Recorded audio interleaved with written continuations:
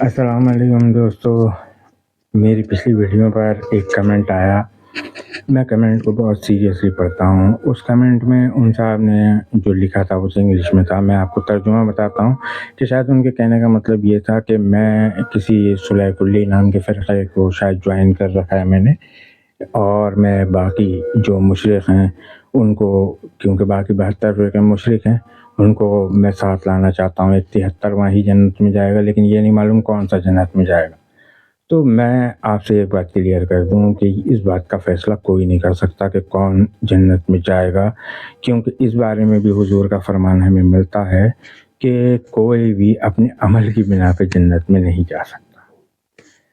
تو اسی لیے، اور دوسری بات کہ جہاں تک مشرقوں کی بات ہے تو حضور نے اپنے ٹائم میں جو حضور کے ساتھ موجود تھے منافق اور مشرک، ان کو بھی رکھ رکھا تھا. ان کو کبھی یہ نہیں کہا کہ آپ مسلمان نہیں ہوں.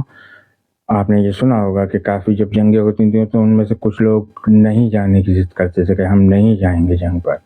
اب میں آپ کو قرآن کی ایک آیت سے روبرو کراتا ہوں جس میں آپ کو صاف پتہ چل جائے گا کہ اس ٹائم پہ منافق موجود تھے. یہ ہے سورہ بقرہ آیت نمبر 104. یہ سنیے.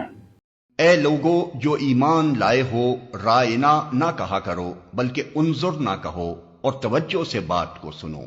یہ کافر تو عذاب علیم کے مستحق ہیں. اب دیکھیے، اس میں صاف صاف کہا جا رہا ہے، حضور سے اللہ تعالیٰ کہہ رہا ہے کہ آپ رائنا ورڈ کا استعمال نہ کریں جبکہ انظر نہ کا استعمال کریں، کیونکہ وہاں پہ جو منافق تھے جو یہودیوں کی طرف بھی ملے ہوئے تھے اور مسلمانوں کی طرف بھی، تو وہ جب حضور کی محفل میں آن کر بیٹھتے تھے تو اگر اس محفل میں کسی کو کچھ سمجھ میں نہیں آتا تھا تو وہ رائنا کہتا تھا، اور یہ کہتے تھے رائنا، یعنی اے ہمارے چروائے، اور دلی دل میں خوش ہوتے تھے. تو ان کو بھی حضور نے نکالا نہیں، ان کو بھی مسلمان ہی رکھا، مسلمان ہی کہا، اپنی محفلوں میں بٹھالا. تو آپ کیسے کہہ سکتے ہیں کہ 72 فرقے باقی مشرک ہیں، ان سے ہمیں بات نہیں کرنا چاہیے؟ حضور نے جب بات کری ہے تو ہمیں حضور کے عمل کو فالو کرنا چاہیے. یہی وقت کی تقاضا ہے، یہی ضرورت بھی ہے.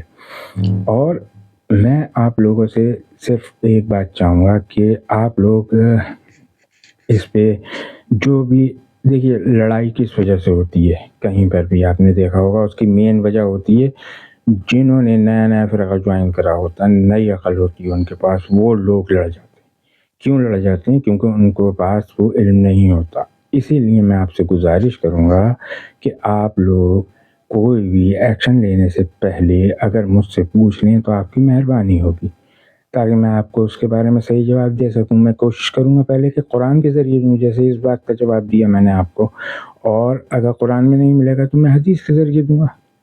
بے فکر رہیے، اللہ نے چاہا ضرور دوں گا.